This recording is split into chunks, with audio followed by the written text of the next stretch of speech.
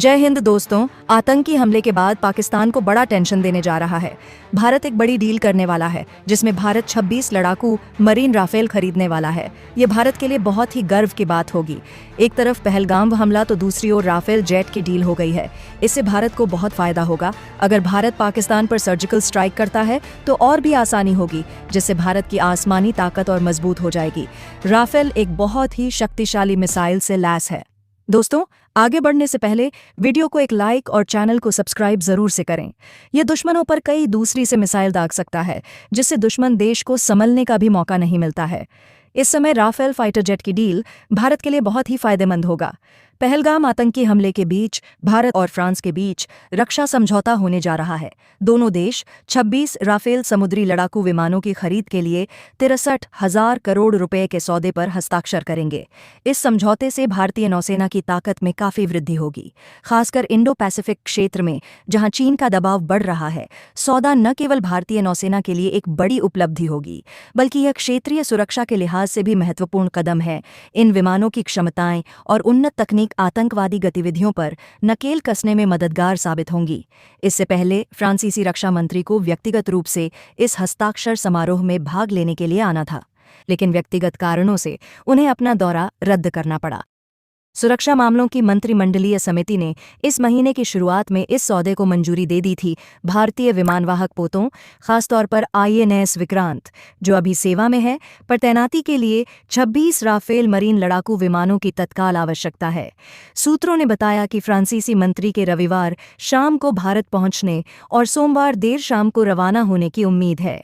भारत ने इस महीने की शुरुआत में 9 अप्रैल को प्रधानमंत्री नरेंद्र मोदी की अध्यक्षता में सुरक्षा पर कैबिनेट समिति की बैठक के दौरान 26 राफेल समुद्री लड़ाकू विमानों के लिए अपने सबसे बड़े रक्षा सौदे को मंजूरी दी थी।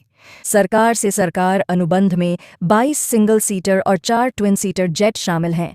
साथ ही बेड़े के रखरखाव, रसद सहायता, कार्मिक प्रशिक्षण और स्वदेशी घटक निर्माण के लिए एक व्यापक पैकेज भी शामिल है।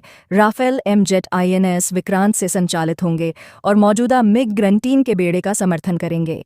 भारतीय वायुसेना पहले से ही 2016 में हस्ताक्षरित एक अलग सौदे के तहत हासिल किए गए 36 राफेल विमानों का बेड़ा संचालित करती है। ये विमान अंबाला और हासीमारा में स्थित हैं।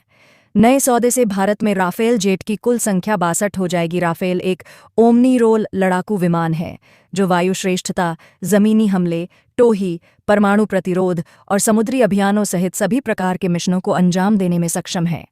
इसकी यह बहुभूमिका क्षमता इसे विभिन्न युद्ध स्थितियों में अत्यंत प्रभावी बनाती है।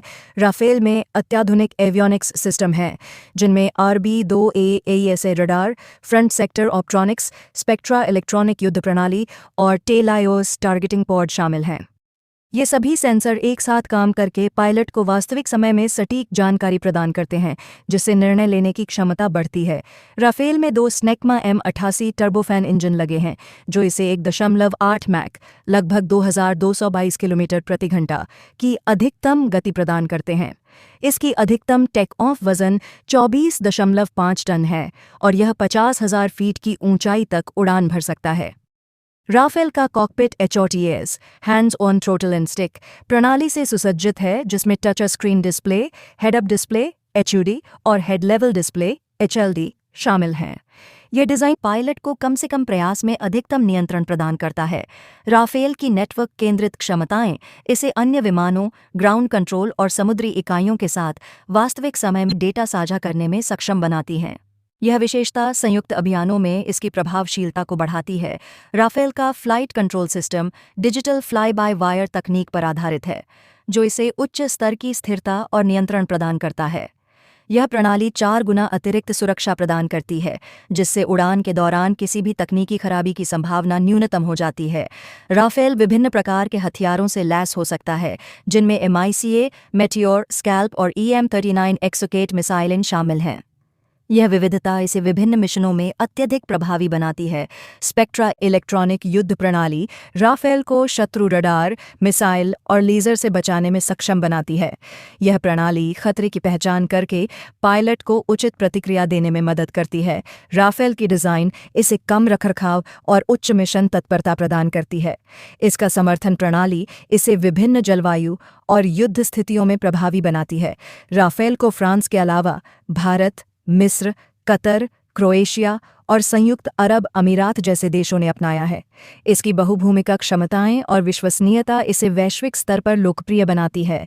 राफेल की ये विशेषताएं इसे आधुनिक युद्धक विमानों की दुनिया में एक प्रमुख स्थान प्रदान करती हैं। इसकी बहुभूमिका क्षमताएं, उन्नत तकनीक और विश्वसनीयता इसे विभिन्न देशों की वायुसेनाओं के लिए एक आदर्श विकल्प बनाती हैं। यह रडार 200 किलोमीटर से अधिक दूरी पर स्थित दुश्मन विमानों, ड्रोन या मिसाइलों का पता लगा सकता है। राफेल में लगा डैशबोर्ड और कॉकपिट भी अत्यंत आधुनिक है, जिसमें helmet mounted display, night vision, touch screen control, voice command और ग्लास कॉकपिट जैसी सुविधाएं हैं। यह पायलट को 360 डिग्री दृष्टिकोण और अत्यंत तीव्र निर्णय लेने की क्षमता देता है। इसके अतिरिक्त इसकी डाटा लिंकिंग तकनीक के जरिए राफेल अन्य विमानों और ग्राउंड कंट्रोल से लगातार संपर्क बनाए रखता है, जिससे यह एक नेटवर्क सेंट्रिक वॉरफेयर प्लेटफॉर्म बन जाता है। भारत ने राफेल को अपनी ज़रूरतों के अनुसार इंडियन स्पेसिफिक एनहांसमेंट्स के साथ लिया है, जिसमें इजरायली हेलमेट माउंटेड डिस्प्ले, लो बैंड जैमर, 10 घंटे की फ्लाइट डाटा रिकॉर्डिंग, भारतीय सैटेलाइट कम्युनिकेशन प्रणाली और परमाणु हथियार ले जाने की क्षमता शामिल है। यह राफेल को भारत के लिए विशेष रूप से अनुकूल बनाता है।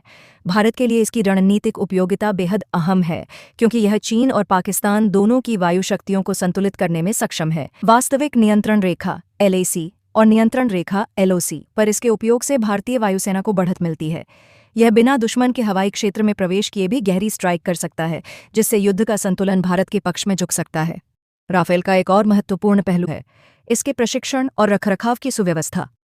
भारत में HAL, हिंदुस्तान एरोनॉटिक्स लिमिटेड और फ्रांसीसी कंपनियों के बीच समझौते के अंतर्गत विशेष प्रशिक्षण, पार्ट्स सप्लाई और लॉजिस्टिक सपोर्ट दिया जा रहा है, जिससे इसकी सेवा क्षमता सर्विसेबिलिटी रेट लगभग 75% से अधिक बनी रहती है।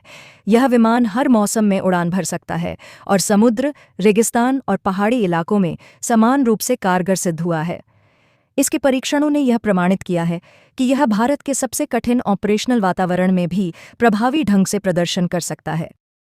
राफेल की खरीद ने न केवल भारत की वायुशक्ति को नया आयाम दिया है, बल्कि रणनीतिक दृष्टि से इसे एशिया की बड़ी सैन्य ताकतों के समकक्ष खड़ा कर दिया है।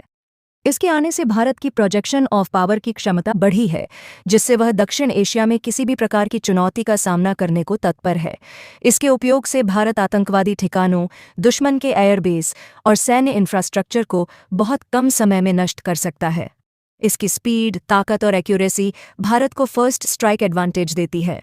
सामरिक दृष्टि से राफेल एक ऐसा विमान है जो केवल हमला ही नहीं करता, बल्कि पूरी युद्ध नीति को पुनर्परिभाषित करता है। यह न केवल भारत के रक्षा बलों की शक्ति को बढ़ाता है, बल्कि उसे भविष्य के युद्धों के लिए भी तैयार करता है।